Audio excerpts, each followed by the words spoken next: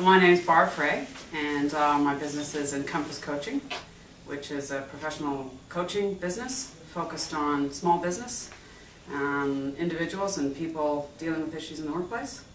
I hung out my shingle in 2005, and it's the best job I've ever had. I get to work with the most inspiring people that are up to something and want to be up to a bit more. And it was a natural extension from what I'd been doing previously, which is business, working with staff, training and development on farms. That naturally had a management and a staff training and development component. And really, there was the technical content to the job, and then there was the coaching of people to bring out best. I work with people face to face, so I would often meet with people either downtown or at their place of business. But I also work with people on Skype and over the phone. And I've had clients from all over Australia, New Zealand, the UK, and Canada. Just hear the advantages of working for yourself. You get to be your own boss, and you decide what you're going to focus your time on, set your own hours. What are the challenges? You can work all the time, and it can creep up on you, not realizing you're actually putting a lot more time into the business than really is probably prudent. And the reverse can also be true, that other little things get in the way and you're not focusing on aspects of the business that you should.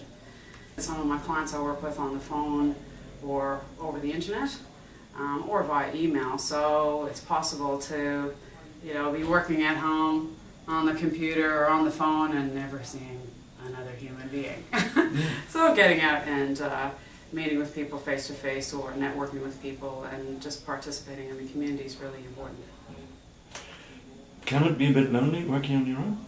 It can be it depends on the nature of the business. My business is a people business, so whether I meet with people face to face or not, I have that interaction. Yeah, I certainly have found myself going through phases of feeling a little bit disconnected with people, and certainly people that I have as clients share the same thing. So it takes a bit of management and making sure that element's part of my clients are individuals, and although they pay for my services out of their own pockets, they come from wanting to address their own workplace issues and concerns. And I find that really inspiring. At least half of them are people employed in the public service, policemen, teachers, things like that. And to think a teacher would fork out of their own salary to get themselves together at work and organize to provide something for the students and their colleagues. The rest of my clients are small business owners, primarily. And most of those, it's the owner of the business that I'm working with, and the rest of them, it would be people in their workplace, either individually or collectively. And what kind of issues do they come to you with? People come to me because they're ready for change. They have things they know that they want to be doing, or they think they should be doing, and they're just not doing it. And they're clear, it's time for a change, and they're looking for support in moving ahead, whatever that looks like. There's nothing like getting to talk to someone about what you think is important and what you want to get up to in your business. And having a champion who's on for the success. Personal strength is I'm very good at picking up the victories. We aim high as individuals, and particularly in business, and you get wherever you get. And it's very human to feel like you're always falling short of your own intentions, and we miss the victory. Sometimes in business, especially with the way aspects of the economy are right now, ground held is as significant a victory as ground taken. And so training people to look for where they really are moving ahead and where they really are taking significant strides towards what they've set out to achieve, that really makes a difference. Clients in two ways.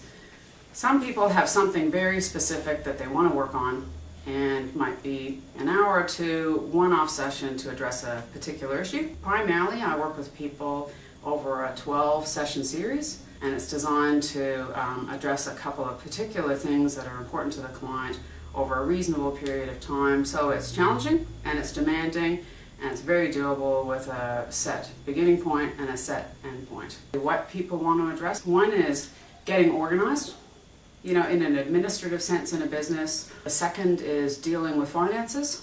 So not financial planning and budgeting. It's that organizational administrative thing. And the third thing is relationships. Whether it's a personal relationship, something at home, or whether it's, with perhaps a difficult client or a difficult employee in their business. Coaching is one thing that people turn to make a difference, whether it's in their life or in their business or in their work. What activities do you have outside of work? All kinds of things. Well, I'm a member of a couple of community groups. I'm part of the Lockridge Community Garden, part of Transition Towns Guildford. Work-life balance is a common concern for many of my clients. So I'm reminded on a day-to-day basis about the challenge of that, and in turn I'm challenged to walk the talk. Have you got any advice you might offer to people thinking of going into business for themselves? Do your homework. A lot of people going into business buy themselves a job. It has the advantages I mentioned earlier of being your own boss and setting your own hours, but it can also be a millstone, meaning you're the person that's responsible for driving the business and only you can do it. The statistics show that a lot of small businesses fail in the first year or so, and that's expensive and it's painful. And it behooves people going into business to do their homework regarding the viability of the business. Is it going to generate the income that you think? What's the evidence that that's going to be the case? Is the business that you're going into, say, something that you can sell? Is the product that you're offering and the technology you're using something that's going to stand the test of time, since markets and technology change all the time? Is that something you're going to be able to keep up with? And do you love it? Is it something that's going to get you out of bed every day? Other people doing the same sort of thing, learning from others, things like networking. The City of Swan has a networking group, and the Chamber of Commerce has organizations like that, and services to support small business. It's great to get out there and find out what's available and, stand on other people's shoulders. And talking about technology. Online things like doodle.com and lots of little gadgets like that. I've been a user of Skype for since before I've had this business, although broadband needed to catch up a little bit. So it's easier and easier to get the latest and greatest without a lot of learning time. You need to be careful with the cost benefit. As much as I'd like to have an iPhone 4, is it really going to pay for itself? I don't have an iPad, for example, as much as it's a sleek gadget I'd like to have. So do your homework on whether it's really going to add something besides the gadget value. It's a real pleasure working with people, and I'm just so proud of the things that my clients have accomplished. It's very inspiring to me, and it puts a challenge in front of my face every day to keep up and walk the talk as well. So it's a great business to be in, and it's a pleasure to be the champion for other people and what they're up to in their business and their family lives.